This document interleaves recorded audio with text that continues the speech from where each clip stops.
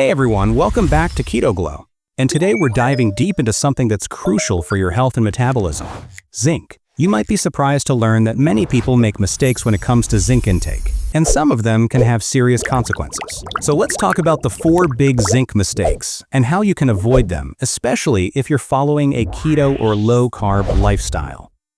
Now you may be wondering why we're focusing on zinc today.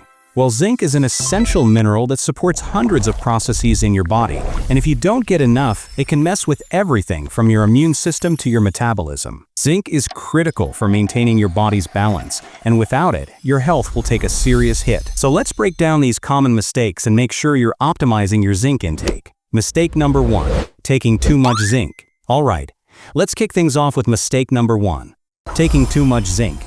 Zinc is a powerhouse nutrient, but too much of anything can be a problem, right? I've recommended higher zinc doses in past videos, sometimes between 150 milligrams to 200 milligrams. But there's a catch. Zinc and copper work in tandem. They actually compete for absorption.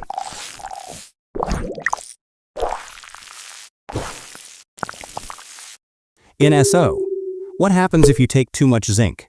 You're likely depleting your copper levels, and this can lead to all sorts of issues, like immune dysfunction, nerve damage, or even blood cell problems. Copper is just as important as zinc, and the two need to stay in balance for your body to function properly. NBUT. Here's the solution. Simply take copper with your zinc. The ratio of zinc to copper should ideally be 10:1. So if you're taking 30 milligrams of zinc, add 3 milligrams of copper. This will maintain the balance between the two and ensure that you're getting the best of both worlds. Let me give you a more in-depth example. Zinc plays a massive role in your immune system. When you take a large dose of zinc, it boosts certain immune functions, but if you keep taking high doses over a long period, you might start suppressing other parts of the immune system. So if you're fighting an infection, 100 to 200 milligrams of zinc for 3 to 5 days is ideal. But don't take this high amount for extended periods unless directed by your healthcare provider. And by the way, when you're getting zinc from foods like shellfish, red meat, or liver, you don't have to worry about this. The issues with overconsumption mostly happen with supplements. Mistake number 2, not taking cofactors with zinc. Next up is mistake number 2, not taking cofactors with zinc. Now, zinc is not a lone wolf. It needs other nutrients to function properly. If you're zinc deficient, you might notice symptoms like hair loss, a reduced sense of smell and taste, and even a loss of libido. Zinc is also vital for testosterone production, and if you're not getting enough, your immune system will struggle to function too. NBUT. Here's the kicker. For zinc to actually work, it requires cofactors, which are other nutrients like vitamins and minerals. Let's look at a few of them. Magnesium. Zinc and magnesium work hand in hand. Without magnesium, zinc won't do its job properly. This is why I'm against the idea of taking just one supplement in isolation, especially for long periods. Nutrients are most effective when they're working together, and vitamin B6. This one is critical for your neurotransmitters, mood regulation, and even your menstrual cycle. If you're deficient in B6, you might experience PMS or even carpal tunnel syndrome, because B6 helps reduce fluid retention and inflammation.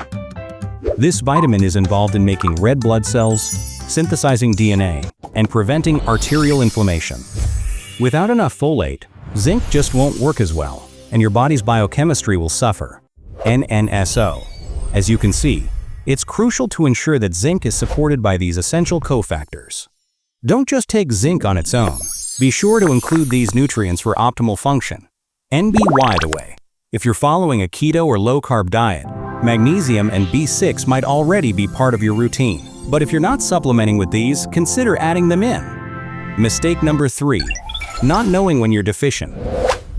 Alright, let's talk about mistake number 3, not knowing when you're deficient in zinc. It's surprisingly common for people to be deficient in zinc, but they don't realize it.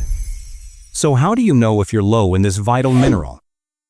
And a common sign of zinc deficiency is white spots on your nails. But there's a more accurate test called the zinc taste test. Here's how it works. Take some liquid zinc, put a few drops on a spoon, and swish it around in your mouth.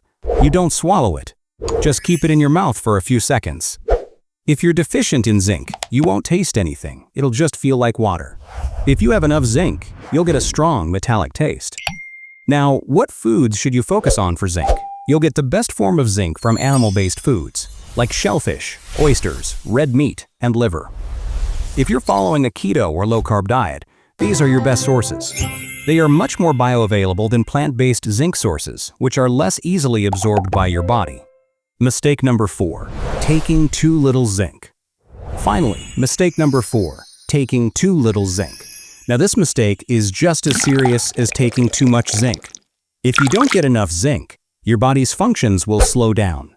For example, grains contain phytic acid, which blocks zinc absorption. So, if you're eating a lot of grains or cereals, you might be getting plenty of zinc, but it's not being absorbed properly. Here's another key factor: diarrhea. If you have chronic diarrhea, you're losing not just water and sodium, but also zinc. The more you lose through your digestive system, the more you need to replenish it. Null stomach acid is also critical for absorbing minerals, and as we age, our stomach acid production decreases. This means you might not be absorbing zinc properly, even if you're consuming it. Drinking alcohol, pregnancy, and taking birth control pills also increase your need for zinc, making you more prone to deficiencies. NFOR, the keto community. Zinc is essential for muscle repair, immune support, and wound healing. If you're doing a lot of physical activity, lifting weights, or healing from an injury, your body's demand for zinc goes up. NSO, if you're not getting enough zinc, the minimum dose I recommend is 30 to 40 milligrams per day. But again, food sources should be your priority, with supplements as a backup. End conclusion, and bonus tips, N. So now that you know the 4 big mistakes with zinc, here are some bonus tips you might not have heard about. Zinc helps with wound healing and skin health. If you have acne or are recovering from cuts or bruises, zinc can speed up the process. Zinc also plays a role in mental clarity and cognitive function. It's a key nutrient for brain health, which is crucial on any diet, including keto and yin.